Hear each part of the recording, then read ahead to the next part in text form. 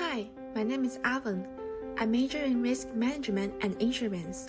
Today, I want to introduce you some main distinctions between classical schools and Keynesian schools. The fundamental principle of the classical theory is that the economy is self-regulating.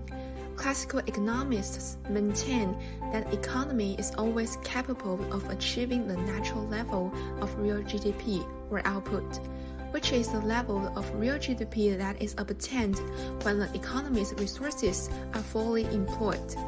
While circumstances arise from time to time that cause the economy to fall below or to exceed the natural level of real GDP, self-adjustment mechanism exists within the market system that work to bring the economy back to the natural level of real GDP.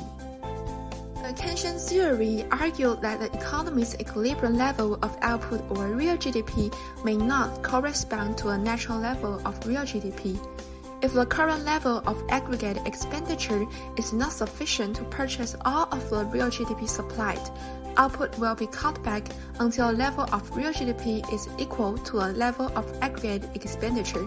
Hence, if the current level of aggregate expenditure is not sufficient to purchase the natural level of real GDP, then the equilibrium level of real GDP will lie somewhere below the natural level, and the policymakers should do something to stimulate the economy.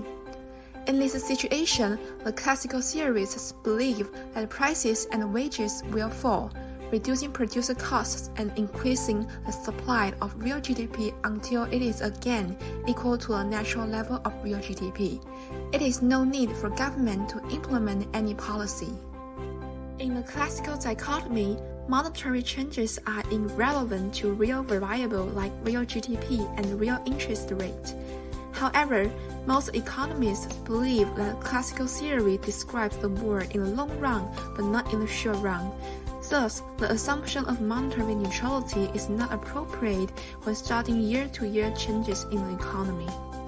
Economists use the basic model to explain short-run fluctuations in economic activity around its long-run trend. Put simply, the basic model is used to illustrate the Keynesian model of the business cycle. Two variables and two curves are used in basic model to analyze the short-run fluctuations.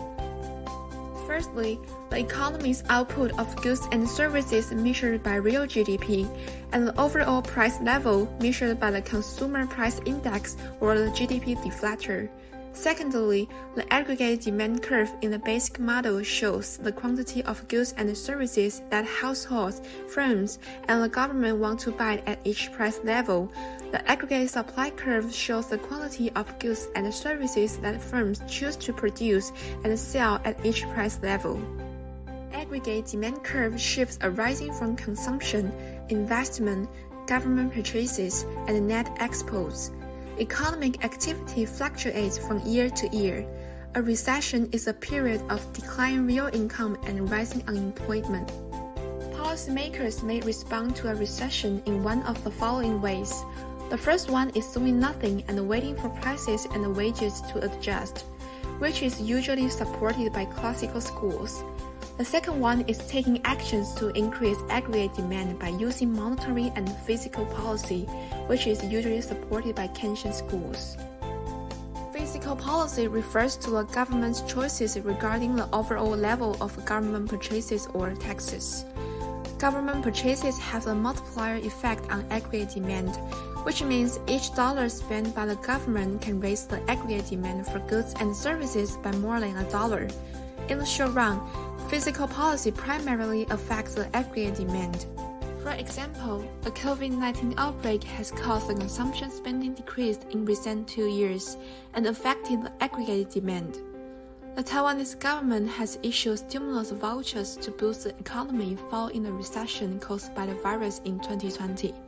People spent $1,000 to buy stimulus vouchers, which have the value of $3,000. In other words, the actual consumption growth is $2,000 per person. According to the data of the Ministry of Finance, government purchases are estimated to increase by $51 billion. Based on the information provided by the National Development Council, these 51 billion NT dollars have generated 179 billion NT dollars in Taiwan to help it recover from the recession due to the pandemic. Hope everything will be back on track soon, and thanks for watching.